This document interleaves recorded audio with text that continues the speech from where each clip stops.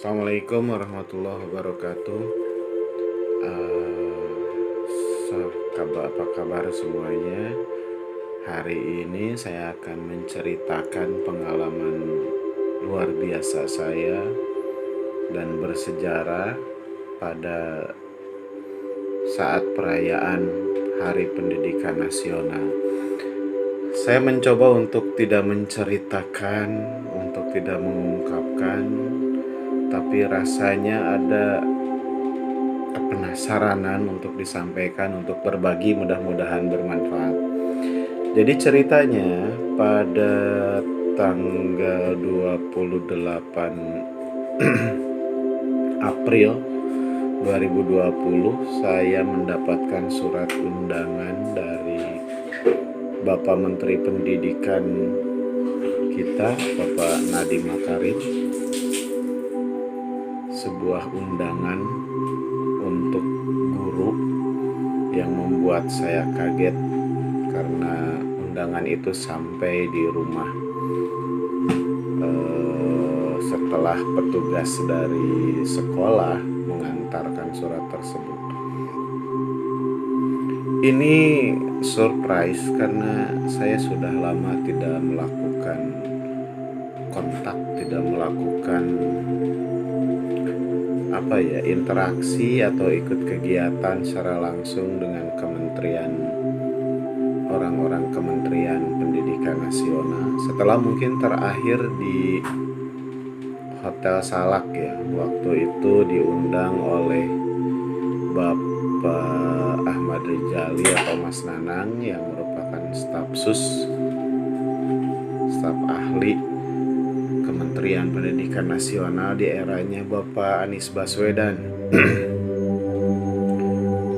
Saya datang sore sekitar jam 14 karena undangannya juga setelah asar. Kemudian saya mempersiapkan diri apa adanya karena saya juga bingung, hanya diminta untuk bertemu dan melakukan audiensi. Akhirnya saya bertemu di ruangan beliau dan walaupun saya kikuk, untung saya pernah masuk dulu ke ruangan Kementerian Pendidikan Nasional. Bapak Menteri itu pada eranya Bapak M. Nuh bersama Pak Satria Dharma waktu itu. Setelah itu dengan penuh kehangatan beliau mempersilahkan duduk dan memperkenalkan diri. Kemudian dia bertanya banyak hal tentang sekolah, tentang guru, dan segala macam yang terkait dengan pendidikan dalam persepsi saya. Cuma saya bertanya dulu dari mana dapat nama saya, dan Pak Menteri mendapatkan bahwa ya ada banyak catatan nama saya dalam berbagai kegiatan Kementerian Pendidikan Nasional. Kemudian juga beliau browsing, melihat-lihat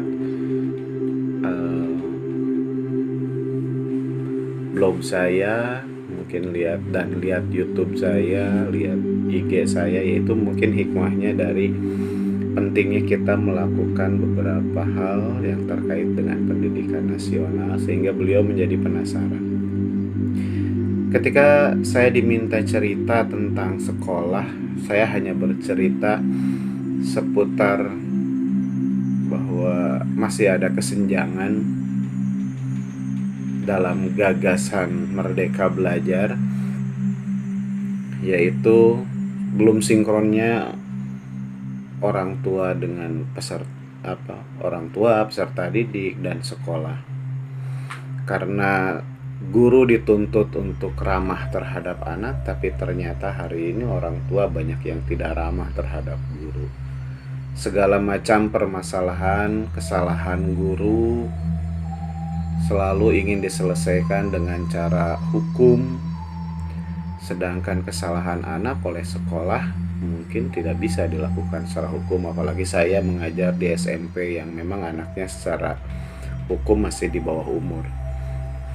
Ada hal-hal lain yang masih jadi kesenjangan, sehingga banyak guru yang hari ini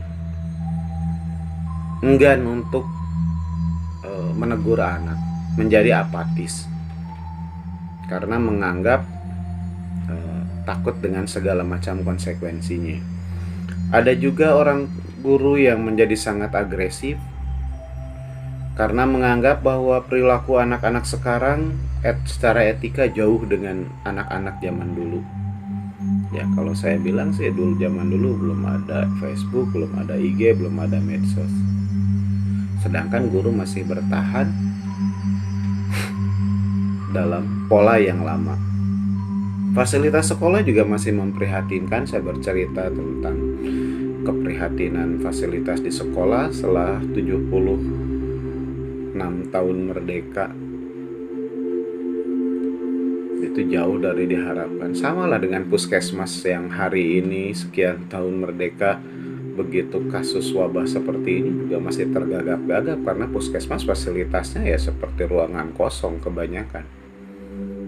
Dan hanya di era Pak Jokowi banyak puskesmas diperbaiki, dan itu pun petugasnya juga entah kemana, masih banyak yang kosong. Sama dengan sekolah.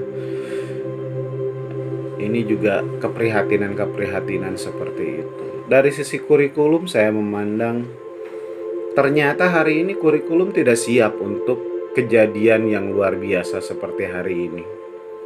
Guru-guru kebingungan untuk memberikan tugas karena kebiasaan ceramah dan kegiatan-kegiatan manual lainnya. Jadi secara objektif saya bilang bahwa kurikulum yang dibuat untuk kurikulum 2013 hari ini pun tidak siap untuk kegiatan yang di tengah wabah seperti ini. Dan pemahaman guru di daerah lah begitu ya, karena saya sekarang banyak bertemu dengan guru-guru PPKN dari dalam program Hot dan STEM dari Jakarta. Guru-guru dari Jakarta itu udah luar biasa. Sedangkan kami ya jujur saja saya merasa minder dengan kenyataan di di apa yang saya dapatkan masih jauh tertinggal. Jadi saya meminta kepada beliau untuk mencermati lagi kurikulum ini dan mencari orang-orang yang tepat, jangan hanya orang-orang yang itu. Orang yang tahun lalu membuat proyek kurikulum 2013 sudahlah selesai, ganti oleh orang lain yang mungkin kira-kira available untuk masa yang akan datang. Jangan dipakai lagi karena kapasitasnya sudah seperti itu. Begitupun dengan penulis-penulis buku. Bahkan pada waktu kurikulum 2013, saya dengan teman-teman yang waktu itu ikut IN habis-habisan membedah buku ini kelemahannya, dan perbaikannya masih mengecewakan sampai hari ini.